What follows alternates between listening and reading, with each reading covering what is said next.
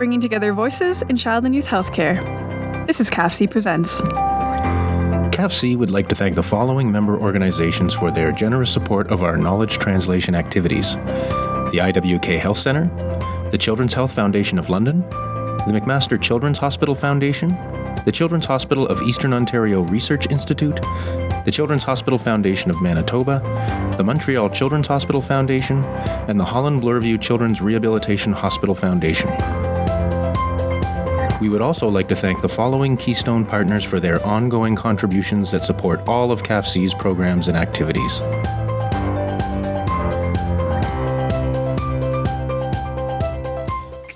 All right, hello everyone, and welcome to today's episode of CAPHC Presents. My name is Doug Maynard, and I'm the Associate Director at CAPHC, the Canadian Association of Pediatric Health Centres. And I do apologize for, you might have noticed a little bit of the problem with our audio quality today, where we've got snow this morning and freezing rain in Ottawa, so Anne and I are not in the office. She's at her place, I'm at my place, and we're trying to cobble together the technology to make sure we were able to still have the webinar today. So I think we've managed to figure everything out, but obviously, as you heard, our sound quality may not be what it typically is, so we apologize for that in advance if there are any problems. Today's webinar is titled Built for Walking, Safe Environments and Active School Transportation.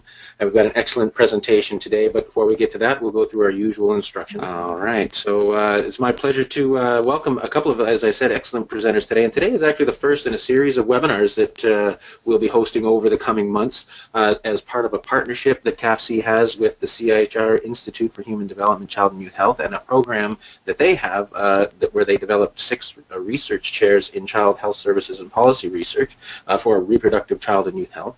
So there's 6 research chairs as part of that program, with a wide range of topics covering a very diverse set of topics in children's healthcare, and this is the first in that series. So it's my pleasure to introduce our panel.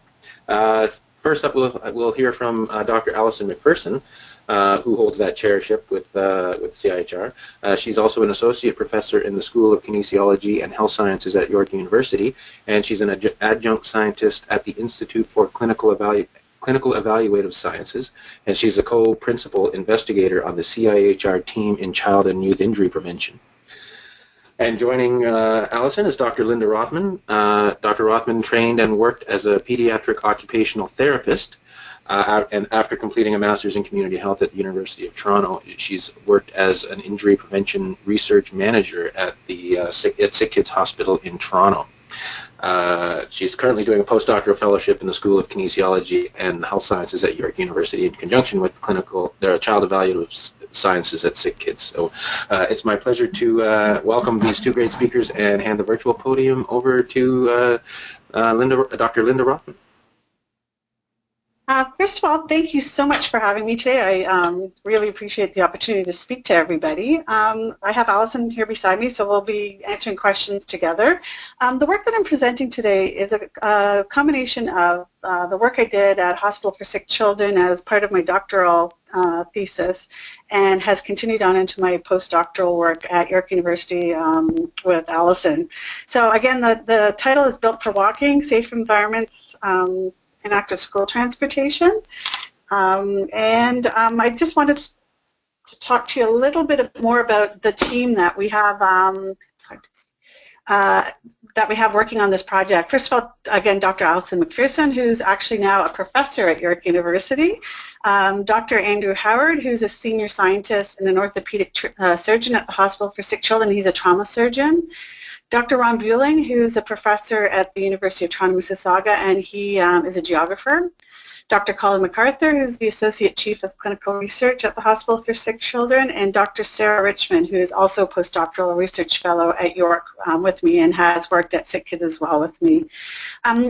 The second part of this project, which I'll be talking to you a bit about in a second, we have done in collaboration with Richard Christie and Kristen Evers, who are from the Toronto District School Board on the Sustainability Office. So just to give you a little bit of background, in terms of child pedestrian motor vehicle collisions, in 2013 there were 70 children less than or equal to 14 years killed and 19,000 injured on Canada's roads. And 13% of the injuries were pedestrians. 33% of the fatalities were pedestrians. So we do have an overrepresentation of fatalities in child pedestrian in child pedestrians because they're more vulnerable, they're small, and when they do get hit, there tends to be a fatality or a severe injury if there's higher speeds of vehicles that are hitting them. These graphs just show that we have seen quite a substantial reduction in pedestrian collisions in 0 to 14-year-olds. You can see on the top left that Canadian national pedestrian collisions have reduced approximately 44% between 1999 and 2012.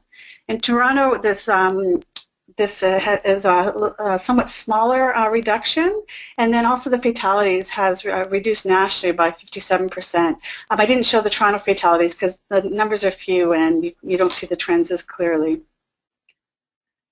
So the question is are there fewer collisions because children are actually walking less out on the roadways and walking to school less?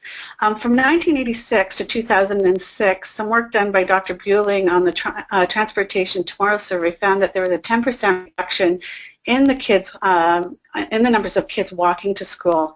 And according to the Active Healthy Kids Canada 2014 report, only 38% of Canadian children use any active school transportation, either to or from school. So we do know walking to school is associated with potential health benefits in terms of physical activity, less traffic congestion, better air quality, but there also can be a potential risk of more pedestrian motor vehicle collisions, which I will be referring to as PMVCs throughout the presentation. What we need to do is create a balance between the potential health benefits and the risks of PMVCs. We know that the built environment is associated with both walking to school and risk of pedestrian motor vehicle collisions. So what we want to do is work on the built environment to create as safe as possible walking environment for kids to get to and from school. So the questions that we wanted to ask, we decided to do an observational study. We wanted to look at what proportion of children in grade JK to 6 walk to school in the City of Toronto.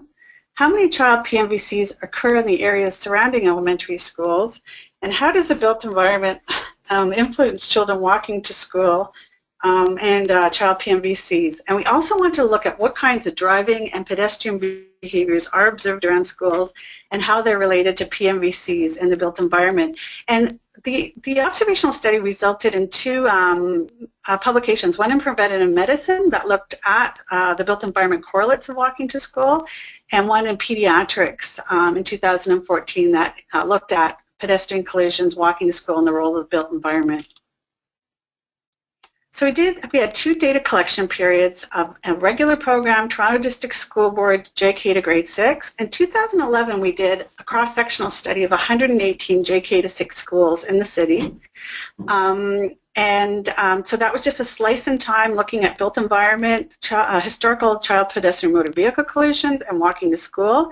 And we decided to repeat some data collection just recently in 2015 in 100 schools, and that was more of a case control design where the cases were schools that had high collision rates within their school boundaries versus the control schools, which had low ones. And we looked at the differences in built environments and social environment between those two, and walking to school between those two groups. What we did is we had trained student observers that went to the schools during morning drop-off time in the spring in May and June, and they did counts of walking to school. They did dangerous driver behavior checklists, and in 2015 we added some pedestrian behaviors to these. And they did a school site survey just around the school. And you can see in these maps below, on the left-hand side in 2011, the 118 schools tended to be focused mostly in the downtown core, outlined in black, the downtown urban area, and out in the East End, which was part of the inner suburbs, we refer them to it. And the reason why those schools were focused there is that the Toronto District School Board was an amalgamation of several different boards years ago, and that's where the JK to 6 schools were. In other areas of the city, there were JK to 8 schools, JK, and all different other combinations. We didn't want to include junior high school, 7 and 8, or high school students because they have very different walking patterns, and the school attendance boundaries are much bigger for those schools. On the right-hand side, however, we decided to include all JK to 6 schools, so whether or not they were just JK to 6 or also JK to 5 schools or other combinations, but again, we didn't want schools that had junior high schools or junior high students or high school students in it. So these schools are a little bit more dispersed throughout the city. So the data that we included were police-reported PMVCs from 2002 to 2011 in 4 to 12-year-olds, and we mapped them using ArcGIS throughout the school attendance boundaries. The data included location information and injury severity information. And we used a whole bunch of different built environment data sources that we collected together to create large maps of collisions and built environment correlates. These came from the census, the Toronto District School Board. The City of Toronto had a lot of different built environment databases that we accessed. The Municipal Property Assessment Corporation, which is the corporation that actually assigns land use to different individual parcels in the City of Toronto. And then the school field surveys. And then we classified these built environment variables according to the population densities, land use diversity, and design of the roadway. We also had some social environment variables that we got from the Toronto District School Board and from the census. You don't need to look at all of these, but I just wanted to give you an idea of the variety of things that we had included in terms of our built environment and non-built environment correlates. Again, the population density ones included things such as child population, multi-dwelling densities. The diversity variables looked at things like commercial land use, mixed land use, recreational, residential. We had a whole lot of different design variables, and these are modifiable design variables for the most part, things like flashing lights, roadway types, traffic calming, whether or not sidewalks are missing, one-way streets. And the field survey included things like observed double parking, dangerous driving, whether or not there was a school crossing guard, traffic congestion around the school. And the non-built environment variables were things like school population, English wasn't a first language, some socioeconomic indicators, and one that was particularly important that we looked at was the school LOI, which is a Learning Opportunities Index that the Toronto District School Board does, and it's an index of social disadvantage that goes on a scale from 0 to 1, with 1 being the most disadvantaged, and it's a composite index of things like employment status of the parents, education, and things like that. I just wanted to show you an example of how the mapping was done. Each school in the city has a school attendance boundary where the kids within that boundary go to that school unless they apply to go somewhere else on optional attendance. We mapped all the different built environment correlates onto these school attendance boundaries. So things like traffic calming in the blue were linear features that we would have calculated the amount per school boundary, the density per school boundary. Traffic controls were point features that we would have counted the number per school boundary to get a density variable, and parks were an area of the school boundary. And then we mapped the collisions on top of this. So this map shows the proportion of children observed walking to the study schools within the school boundaries in 2011. And you can see it was quite a bit higher at 67%, the average. Like 67% of children were seen walking to school, but there was quite a bit of variability.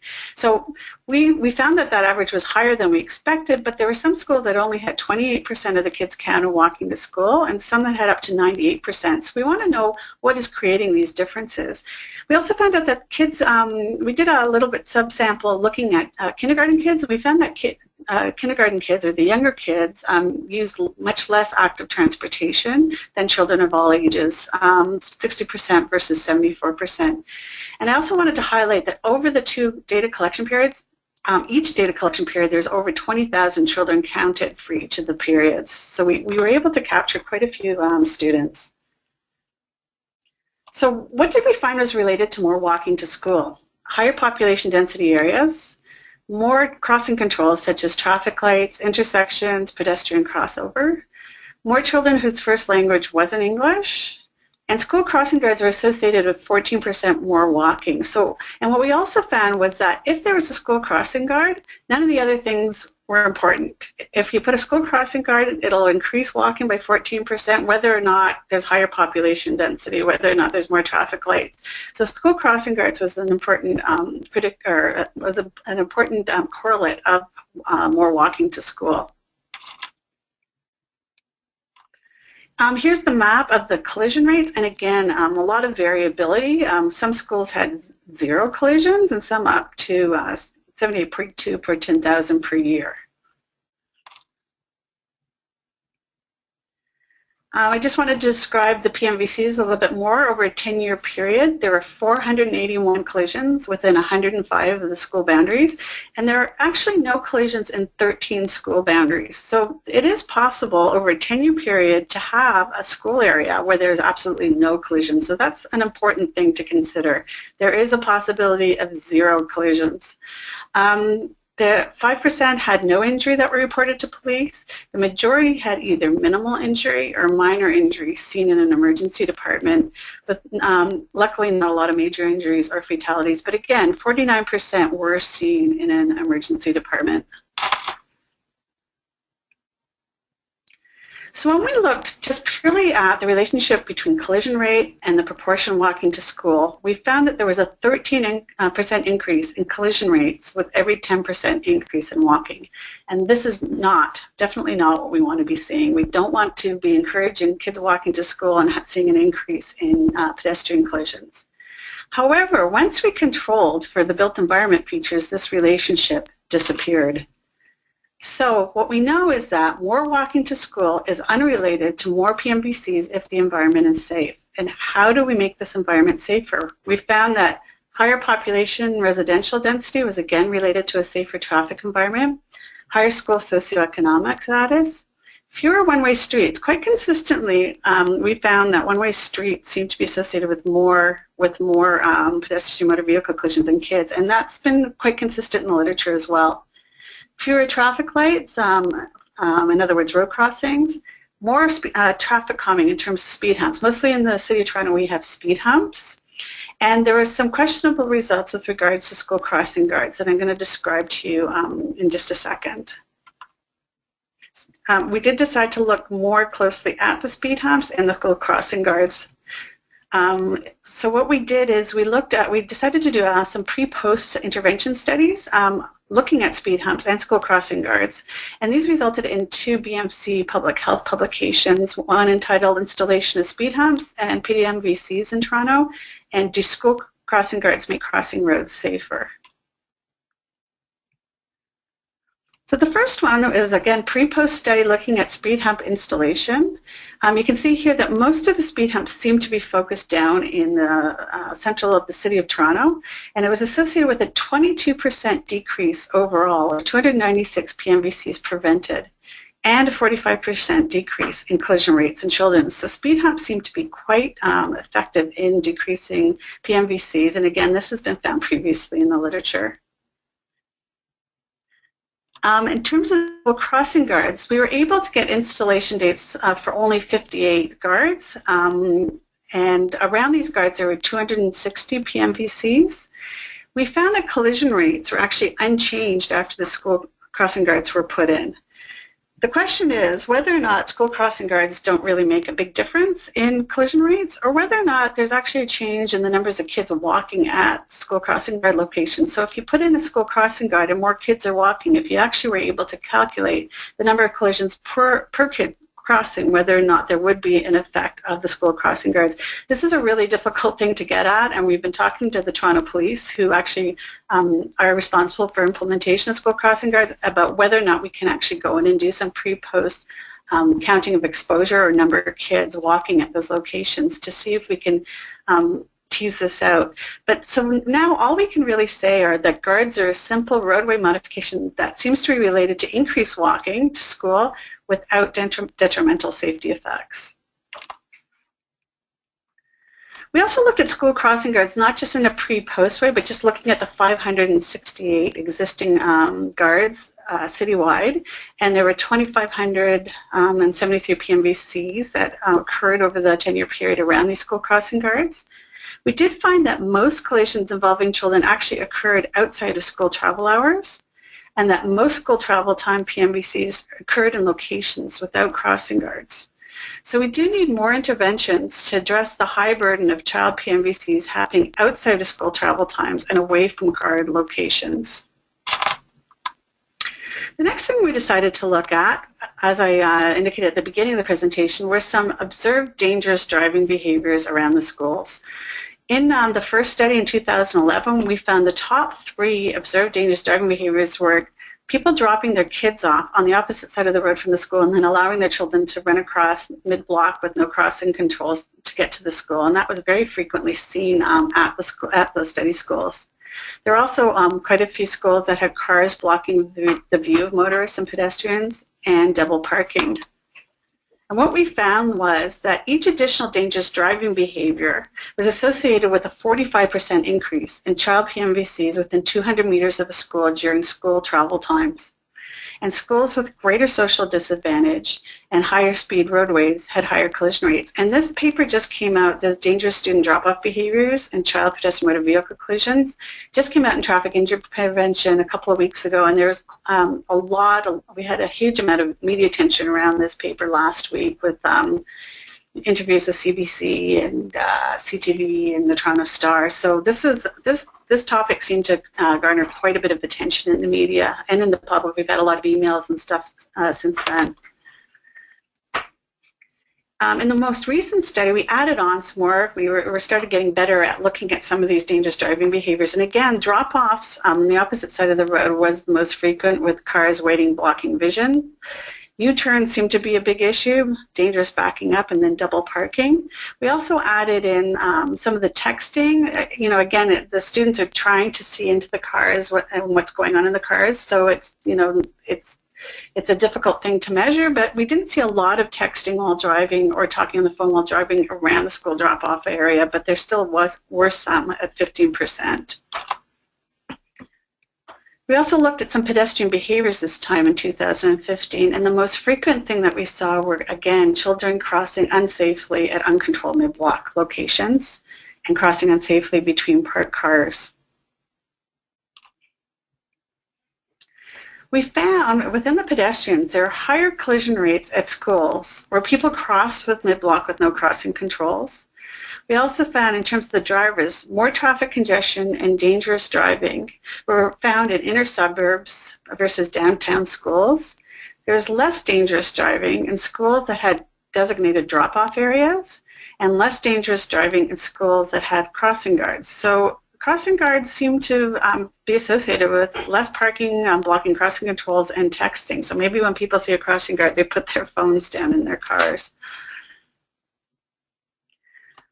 So we conclude from this is that to help defer dangerous or risky behavior in schools, we need to look at more controlled mid-block crossings that are effective for children, school crossing guards, and designated car drop-off areas. And we also need to start looking closer at inner suburb schools, because there seems to be something different going on there than down in the downtown area. So I just wanted to show you briefly the school's responses. We sent out a little survey to the principals after the initial study just to see what they did. We actually wrote up individualized reports for each of the participating schools, and we want to know what they used the reports for and whether or not they found them useful. And we got a great response from the principals. First of all, they said that they shared the reports with the people such as the Parent Council, school staff, crossing guards, Toronto Public Health, the Toronto Police Services. Things went out in school newsletters. And then they attributed a lot of the actions that I've listed here to the actual report and the study, such as developing a pedestrian parking safety committee, a new crosswalk installed, again, the Kiss and Ride, which is a designated car drop-off, all sorts of other things, new signs, walking Wednesdays, bike racks purchased. So it seemed like this research with the individualized reports at the end seemed to have an effect on what was going on at the school level. We also had a huge amount of media response around the first set of studies from the Toronto Star and the Globe and Mail and all over the place. But most recently, we also had, again, this is all from last week, was the driver behavior one. We had a very busy couple of days focused around the release of this paper. So to summarize, more children walking to school does not necessarily have to lead to collisions if it's in a safe environment. Dangerous driving behaviors are associated with more collisions near schools, and you can potentially reduce these if you implement more controlled mid-block crossings, designated car drop-offs, and more school crossing guards. But we do know that more permanent built environment interventions are needed to address the high burden of child PMVCs happening outside school travel times and away from guard locations. We also need to consider, one of the things that did come up with some parent surveying that we did was that we need to consider safety along the route to school as well as immediately surrounding the school. So it's important to address what's happening around the school, but we also have to address the routes to school, what's happening in terms of safety, you know, a few blocks away as the children leave their school home to get to school. So safety must be considered with the promotion of walking to school, and we do need to get the built environment correct. And I just wanted to show you the last day of observations of the school observations that we did this last spring. This is what happened in front of one of our schools. One of our students was in the little red car, and she was just about to get out of the car to do a driver behavior survey and was hit by somebody who fell asleep at the wheel right in front of the school, just about as school was starting to walk to school, and actually flipped his car in the process. So this was our final day of data collection. Our student was fine, but it really brings home the point that we need to be driving slowly and carefully around schools.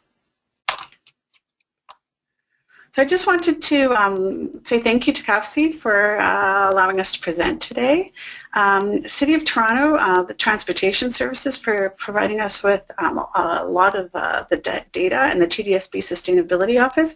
And I do want to say that we've, since this research has been done, we've developed quite a few extensive collaborations with City of Toronto, TDSB, Metrolinx, Green Communities.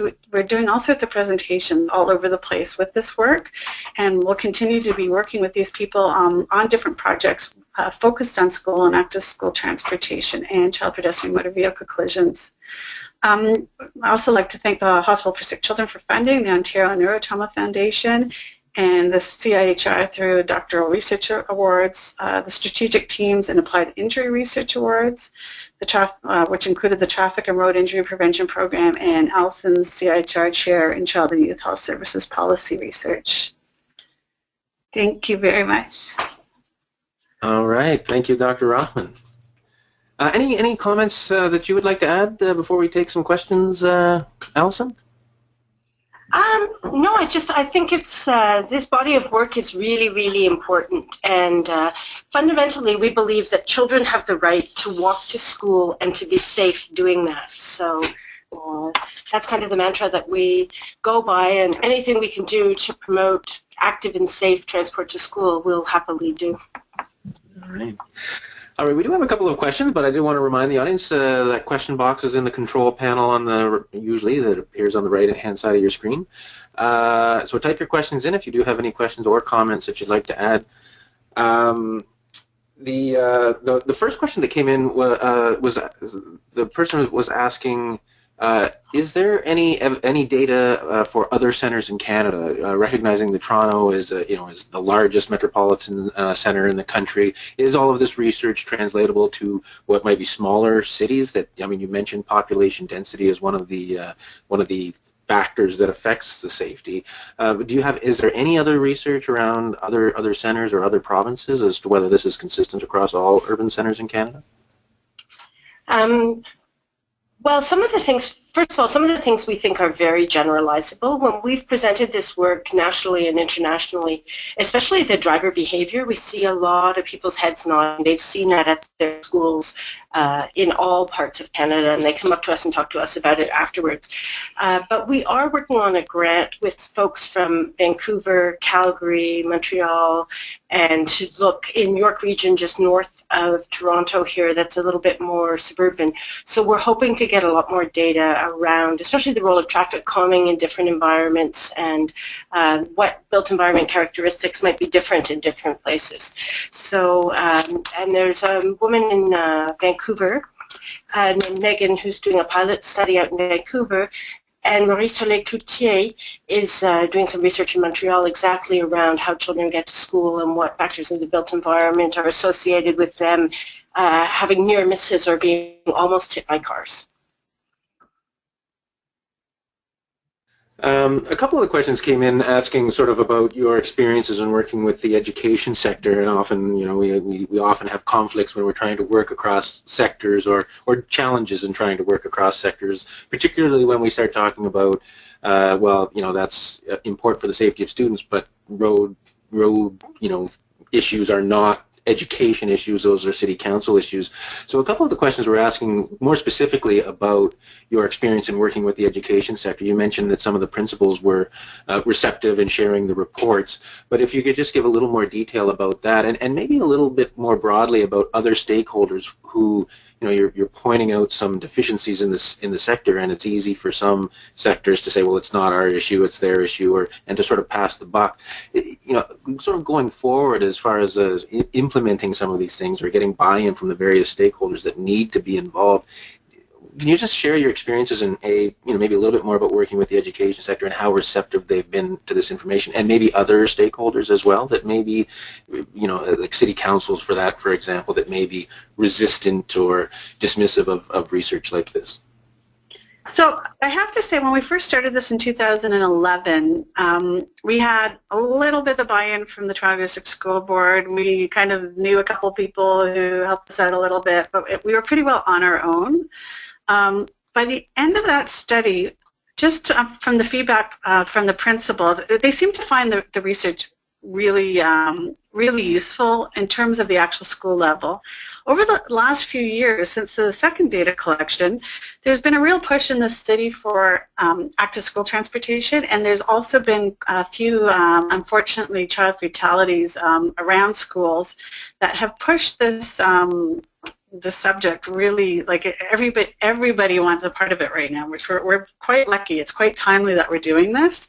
So they developed an active school transportation charter at the TDSB, and we started contacting people that were on this committee, and we found this Richard Christie, who is a manager at the sustainability office in the TDSB, and his mandate, or his what he's doing right now, is just active, safe school transportation at the Toronto District School Board. And he has been extremely supportive and helpful, and he's quite an area in terms of getting stuff done at the school board level. He has another woman working for him, Christian, who's also devoted to this stuff. And right now what they're trying to do is, I don't know if people are familiar with the Eco Schools program. We have it in Ontario at the TDSB, where there's actual designations that schools get for being eco-friendly, and there's different levels. They're actually trying to put in some of our work around active, safe school transportation as part of the designations schools get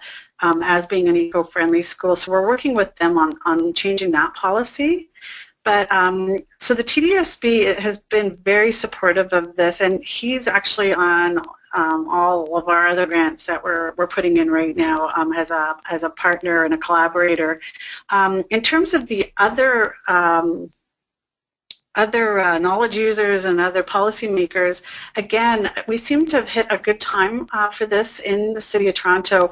There's a committee that formed a couple of years ago that is specifically focused on school travel and school travel collisions, and that committee involves people from the City of Toronto, including everybody from public health and the engineering department and transportation and even solid waste, because there's been quite a few incidences with garbage trucks that they're having issues with.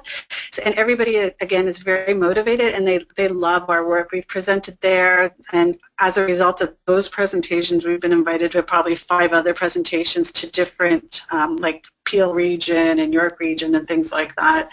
We're also sitting on the Metrolinks committee, which is, again, they have a whole massive committee just focused on active, safe school transportation. So again, it is a very timely event, and we've had very little problems engaging. We've got a school trustee who's working with us now. We were invited down to Queen's Park to talk to what's her name, Margaret McMahon. She's, politicians who are involved with this kind of work as well. So we've been lucky. The other partner that we should just mention is the Toronto Police Services have been fantastic. They shared their data with us on the collisions and the crossing guards, and they're very keen to work with us moving forward in terms of how to make the streets safer. And they were very keen on the driving behavior paper and some of the other ones, and they're using that to kind of plan their services around the schools. It's excellent that you're having such great success engaging that sort of broad stakeholder group that needs to be involved. A couple more questions have come in. Is there any research about PMVCs when children have to walk along and or cross a road with speed limits above 60 kilometers an hour, or walking along or crossing major highways? Always an issue for our rural communities in many cases. We haven't done, what we did do is we looked at major roadways versus, most of our schools are embedded in residential areas. There are schools that children do have to cross the 60-kilometer roadways, and we did find that, that collisions are related to higher speed roadways. But we have not done anything rural. We are going to expand some of this into suburban areas, which will have more of those higher speed roadways. The other thing that we're looking at doing is I think it's East York in the City of Toronto has just put in reductions from 40 kilometers to 30 kilometers in residential areas around schools, and we're hoping at some point to maybe work with the City of Toronto and looking at the effect that this has had on child PMVCs. The other thing we do know from previous research that was done a long time ago is that the probability of a child dying in a motor vehicle collision goes up almost exponentially when cars are going faster than 30 kilometers an hour. All right. Sarah was also asking, has there been any similar research done around seasonal variations, so increases during the winter months, looking at impact of snow, ice conditions, etc., on the numbers of students that walk during those months, or the number of collisions during those months, and maybe I'll even add to that the effectiveness of any of these mitigation strategies that you talked about, like speed humps or crossing guards, whatever. Is there a variation during the winter months, or? We haven't done any data collection in the wintertime. We did May and June for both of these, but there is a guy in Toronto at Ryerson. I don't know how to pronounce his first name, but his last name is Mitra, M-E-H-T-R-A, M-I-T-R-A, who has looked at seasonal variation in walking to school and didn't find any in Toronto. He found that the kids who walk to school seem to be walking to school at all times of the year. And, again, in Toronto, as we're seeing this winter, things are getting kind of milder, so people are continuing to walk throughout the winter. In terms of collisions, we haven't found any, there hasn't seemed to be, we haven't looked at it in terms of seasonal variation, because, again, we focused on our research in the spring, where we thought it was easiest to get the observations done. So we do know, though, generally for child pedestrian injuries that they tend to peak in October, and they tend to peak when the days get shorter and it's darker earlier, but the weather's still warm enough for kids to walk. So October, November is when there are the most child pedestrian collisions generally. We didn't measure that specifically in the City of Toronto, though. Interesting. All right. Thank you very much for that. So I think that's all of the questions that we have in the list. If there's anyone who has a last question that they'd like to quickly type into the question box, we can maybe a few seconds to do that if possible. We'll maybe just hold off a few seconds, but I don't see anything coming in, so maybe we'll wrap it up here, and we'll just go back to our presenters just for any closing comments. And maybe I'll ask one more question. So you mentioned a few strategies, speed humps and crossing guards, etc. A lot of the people in this audience may be parents that may be participating in parent councils, or maybe connected with their city or community councils, or engaged in their communities in some way. If they had to take one thing back from this report, or from this research, or everything that they've heard today, what would it be as far as a strategy that they should promote? Should they off-target crossing guards, speed humps, or is there some? If there's one thing that they could take away that would potentially be the most effective thing that they could do, what would you suggest that might be? Well, I think the short answer is walk your kids to school, encourage everybody you know to walk your kids to school, because we know that there's safety in numbers, and when people are walking and there are people on the sidewalks, cars automatically slow down because there's so many people on the sidewalks. The other thing I think that Linda mentioned in passing, but there's a big socioeconomic gradient. And so what we found in other studies is that some of the kids walking to school come from poor families. They walk on their own, very young, and they don't have any options. They don't have parents that can drive them to school. They just get up, get out of bed, and walk to school. So the fewer cars there are around for those kids, the safer the environment is. So if everybody's walking to school, the roads are safer for everybody. So that would be the number one thing, is be active, get active, and walk to school. All right. And Dr. Macpherson, any closing comments that you'd like to end this off with?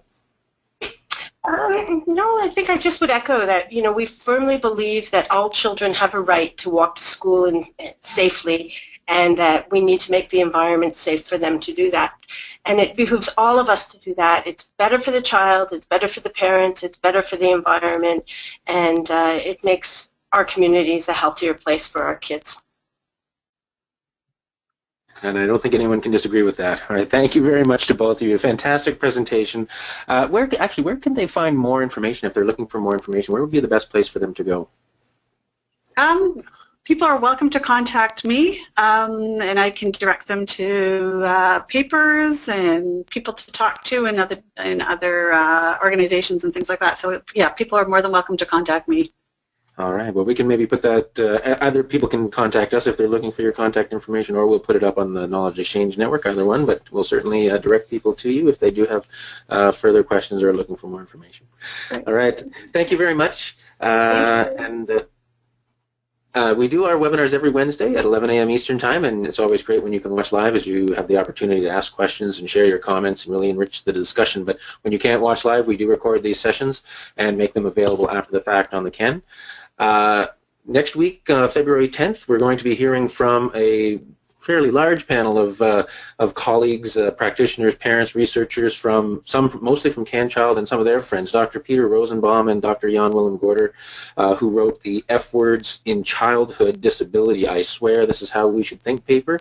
They're coming back after publishing that paper 3.5 years ago in an effort to change fundamentally how we think about children with disabilities, and they're bringing some of their friends who have sort of taken that work, and they're bringing some of their friends and colleagues and other researchers and some parents to talk about how they've used that information to change how people around them think about children with disabilities. So it's going to be a really interesting conversation to see where that work has ended up 3.5 years later. And then following that, on February 17th, we're going to have our second presentation from this partnership with CIHR, the CIHR Chairs in Health Services and Policy Research for Reproductive Child and Youth Health. Dr. Prakesh Shah from the University of Toronto and the director of the Canadian Neonatal Network will be coming to talk to us about with a session called The Net Worth of Networks, and he's going to explore what happens when we get the question that is always asked, how does your outcomes fare with your colleagues, whether it's within a neonatal unit or a hospital, etc. Are they better, are they worse, and how do you answer a question like that when you don't have the information? And he's going to talk about what they have done in establishing the Canadian Neonatal Network and INEO, which is an international network that is looking at quality, collecting data, benchmarking outcomes of the services that are provided. And it's going to be a conversation that leads into the value of networks and how we can expand that beyond just looking at outcomes associated with neonatal ICUs and healthcare outcomes more broadly. So that's going to be a great session on February 17th. So lots of great stuff coming up. Thanks again for joining us today, and thanks to our two presenters. They did a fantastic job. And if you are looking for information, let us know and we'll put you in touch, and we hope to see you back here next week. Bye, everyone. Bye.